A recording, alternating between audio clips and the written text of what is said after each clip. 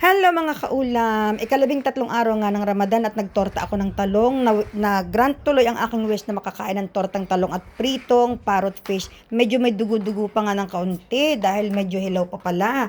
Pero ayos na rin yan, lamang tiyan na rin. At ako talaga mga kaulam ay hindi mahilig sa ketchup. Pero kapag may tortang talong, dapat sa akin ay may ketchup. Yan lang talaga ang aking nilalagyan ng ketchup pag ako'y nakakain mga kaulam. A little bit update sa aming buhay dito sa UAE. Sabi ko nga kanina sa aking live, maayos na, mapayapa, tahimik na ang paligid. Pero syempre, nakikiramdam pa rin kami mga kaulam sa mga balitang aming pinapanood doon sa mga balitang talagang legit, katulad ng BBC, lahat-lahat. Doon kami talaga nagre-rely na manood ng balita. Ngayon, hindi pa namin masasabi na tuluyan na talagang tahimik. Nagdadasal kami na sana ay tahimik na ang lahat. At may mga advisory pa din na kailangan pa rin maghanda at kailangan pa rin pong mag-ingat. Pero dahil nga nasa bansa kami kung saan mas protektado kami ng gobyerno, medyo kampante ang aming kalooban. Although, talagang ang matinding dasal ay nandoon pa rin mga kaulam. Anak ko, nilutuan ko niya na chicken glazed with honey. O diga, sosyalin ang tawag, chicken glazed with honey. Prito lang naman ng manok na nilagyan ko ng honey, nilagyan ko ng mga oyster sauce, kung ano-ano. Tapos ang asawa ko, ginawaan ko ng insaladang talong mga kaulam. Ang akin ay torta na talong, ang kanya insaladang talong. Pinapauna ko na silang kumain mga kaulam dahil kailangan habang natatapos ang iftar, natatapos din ang gawain namin. So, ang ginagawa ko, iinom muna ako ng tubig, tapos pupasok ako ng kusina para maglinis ng lahat ng mga pinaglutuan, ng lahat-lahat. Tapos pagkatapos ng kumain si Ibrahim at saka ang mga anak, ako naman ang kakain. At sila naman ang mag-aayos at sila yung mga magsisipagdasal, maaayusin nila ang lahat ng mga gamit.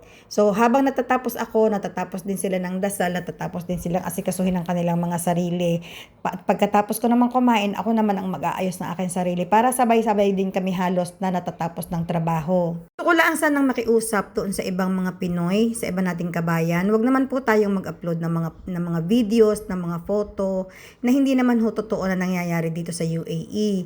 Dahil ang mga kababayan natin sa Pilipinas na may mga kapamilya dito ay natatakot. Binibigyan nyo sila ng malaking alalahanin. Tinatakot ninyo silang masyado. Katulad kanina ng tatlong video na napanood ko, hindi talaga totoo yung mga nasusunog ng mga building. Walang katotohanan po iyon. Diyos ko, yung mga sumasabog na mga building, wala namang katotohanan. Napakapayapa nga ng paligid din Although, syempre, sabi ko nga, hindi pa rin namin sigurado kung ano ang bukas, kung ano ang mangyayari mamaya, kung ano ang mangyayari bukas. Pero sa oras na ito, payapa naman kami. Wag lang nating bigyan ng alalahanin mga kaulam ang mga tao na wala dito. Pakiusap lang sana doon sa mga nag-upload ng video na misleading talaga na hindi naman totoo. Itigil na ho ninyo yan, hindi ho kayo nakakatulong sa sitwasyon. Ako mismo pag nakikita ko ang mga video na ganyan, nainit ang aking ulo mga kaulam. Dahil katulad ng inay, pag yun gay napanood ng inay, syempre magpapanik yun, matanda na, magkakasakit, magkaka-stress pa yun sa katawan. Yun talaga mga kaulam ang dapat nating iingatan, yung mga ganyan. Yung mga senior citizen o mga matatanda na mga magulang natin sa Pilipinas na nag-aalala sa kanilang kapamilya na narito sa ibang bansa. Sana naman maging maingat tayo sa pagpo-post, maging maingat tayo sa pananalita natin sa mga bagay na ganito.